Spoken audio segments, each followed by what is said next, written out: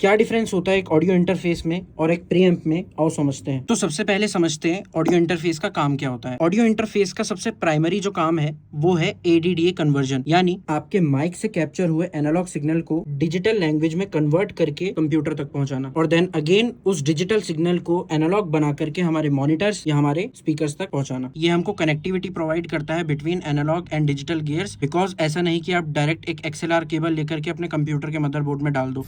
अच्छे sample rates और bit depth provide करता है, जिससे हमारी ऑडियो की क्वालिटी बेस्ट मेंटेन रहे, और लेटेंसी को यानी बफर लेंथ को बहुत अच्छे से रिड्यूस करता है। इसके लिए मैंने एक पिछली वीडियो बनाई थी, वो जरूर देखना। अब समझते हैं कि एक प्री एम्पलीफायर का काम क्या होता है। प्री एम्पलीफायर का सबसे इंपॉर्टेंट काम होता है वीक सिग्नल को स्ट्रॉन्ग बनाना। जैसे कि आपके माइक से जब भी कोई ऑडियो सिग्नल कैप्चर होता है तो उस सिग्नल की स्ट्रेंथ काफी लो होती है, और उस सिग्नल को स्ट्रेंथन करके आगे मजबूत करके बूस्ट करके भेजने का काम एक प्री एम्प का होता है, और वो भी कम से कम नॉइज के साथ। और most of the preamps analog होते हैं, तो वो एक अपना कैरेक्टरिस्टिक और एक एनालॉग वार्मथ हमारे ऑडियो सिग्नल में इंट्रोड्यूस करते हैं। और बहुत से ही प्री एम्पलीफायर्स आपको प्री प्रोसेसिंग का भी ऑप्शन देते हैं, जैसे कि कंप्रेशन ईक्यू, जो कि आप ऑडियो को रिकॉर्ड करते समय उसकी इनिशियल स्टेज पर ही अप्लाई कर सकते हो। क्या ऑडियो इंटरफेस भी एक प्रीएम्प है? तो इसका सिंपल जवाब है हाँ, क्योंकि ऑडियो इंटरफेस के अंदर भी एक पार्शियल प्रीएम्प लगा होता है, जो कि यही सारे काम एक ऑडियो इंटरफेस में रह करके भी करता है। बट अगर आप एक डेडिकेटेड प्रीएम्प में इन्वेस्ट करते हो तो वहां पर आपको ज्यादा बेटर क्वालिटी देखने को मिल सकती है। अब बात ये आती है कि आपको एक ऑडियो इंटरफेस में इन्वेस्ट करना चाहिए या एक प्री एम्पलीफायर में। तो सबसे पहले ये समझो कि बिना एक ऑडियो इंटरफेस के एक प्री एम्प हमारे कंप्यूटर में काम ही नहीं करेगा, बिकॉज एडीडीए कन्वर्जन इसका काम है। तो मेरा सिंपल सा सजेशन जो मैं अपने हर एक स्टूडेंट को देता हूँ वो ये रहेगा कि जो गियर आपके पास ऑलरेडी प्रेजेंट है उसको अच्छे से समझो, प्रैक्टिस करो, और एक महंगे गियर को अपग्रेड करने से पहले जो आपके पास ऑलरेडी अवेलेबल है उसका मैक्स पोटेंशियल यूज करना सीखो। अगर मैं बात करूं गियर्स की तो इन चीजों का कोई भी एंड नहीं है, लेकिन अगर आप अपनी स्किल्स पर फोकस करोगे तो जो गियर आपके पास ऑलरेडी अवेलेबल है आप उसका मैक्स पोटेंशियल इजीली निकाल पाओगे, और जब वो आप कर पाओ तब श्योरली आप एक नए गियर पर इन्वेस्ट कर सकते हो। एक छोटा सा गेम खेलते हैं। मैं 2 ऑडियो सैंपल्स प्ले करूंगा, आपको बताना है कि कौन सा सिर्फ ऑडियो इंटरफेस के थ्रू रिकॉर्डेड है और कौन सा एक प्रीएम्प के थ्रू रिकॉर्डेड है।